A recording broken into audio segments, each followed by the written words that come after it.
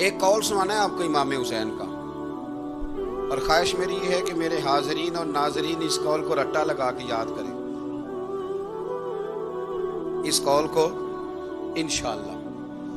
یہ قول جو امام حسین کا ہے نا جی، یہ جس دن مجھے ملا تھا نا تو میں نے بھی رٹا لگا کے یاد کیا تھا، اور میرے پاس جتنی ڈائریاں ہیں شاید میں نے سب میں لکھا ہے۔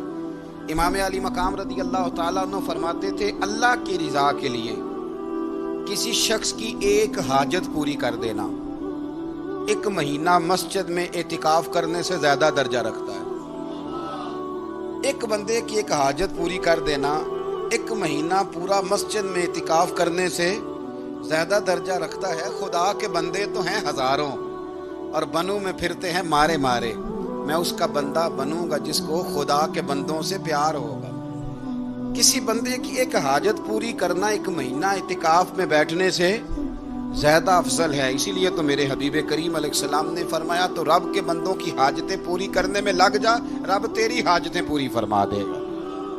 امام علی مقام فرماتے تھے ایک حاجت کسی کی پوری کرو۔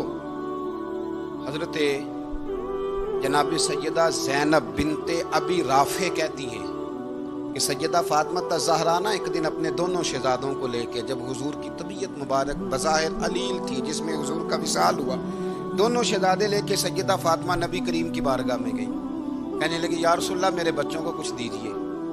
سیدہ پاک تو حضور اٹھ کے بیٹھ گئے، اس کندھے سے امام حسن کو لگایا اور اس سے امام حسین کو لگایا، اور فرمایا فاطمہ یہ جو میرا حسن ہے نا اس کو میں اپنی ہیبت اور سرداری دیتا ہوں، اور فرمایا یہ جو میرا حسین ہے نا حسین کو میں اپنی جرت اور سخاوت دیتا ہوں، میرا حسین جرت مند ہوگا اور سخی ہوگا۔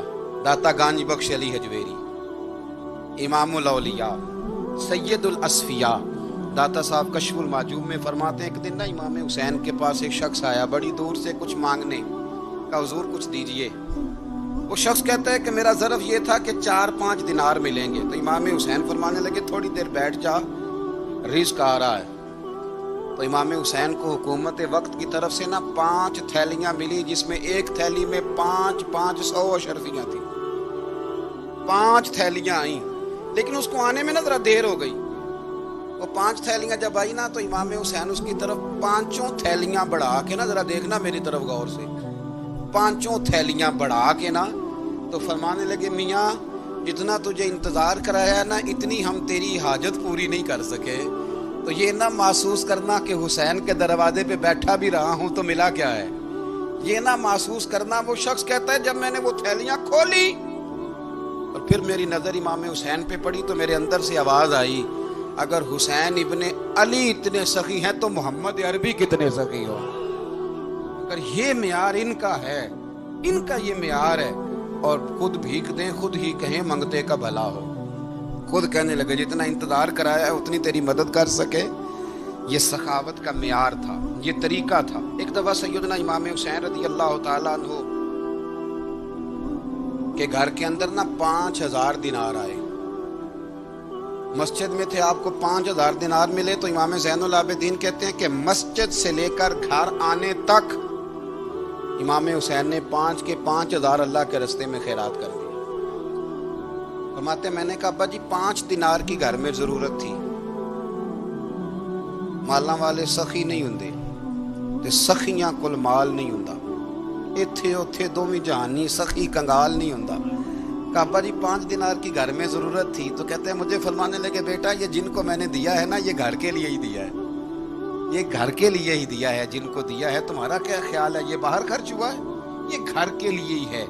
اس لیے کہ جب انسان دوسروں پر شفقت کرتا ہے تو اللہ اس کے گھر پہ رحمت فرماتا ہے۔ امام حسین کے مزاج میں پہلی بات میں نے ذوق عبادت کی عرض کی، دوسری بات عرض کر رہا ہوں کہ صحابہ حضرت اسامہ بن زید بڑے پیارے ہیں میرے نبی کریم کے، بڑے پیارے۔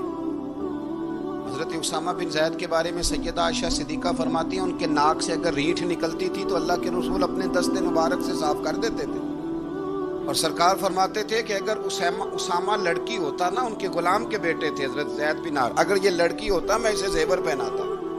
بڑے پیارے تھے، لیکن جب ان کا آخری وقت آیا نا تو 60,000 دینار کا قرضہ تھا، رشتہ داروں سے کہا، دوستوں سے کہا، یاروں سے کہا پر قرض ادا نہیں ہو رہا تھا. حضرت اسامہ بن زید کہتے ہیں بڑا پریشان تھا.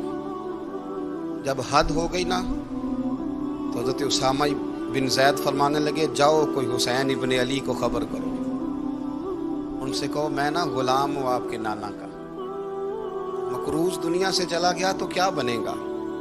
امام حسین کو خبر ملی تو دوڑے آئے. لاجپال اس پیر کو نہیں کہتے جو تگڑا نذرانہ لے کے تو ماتھا چوم لے.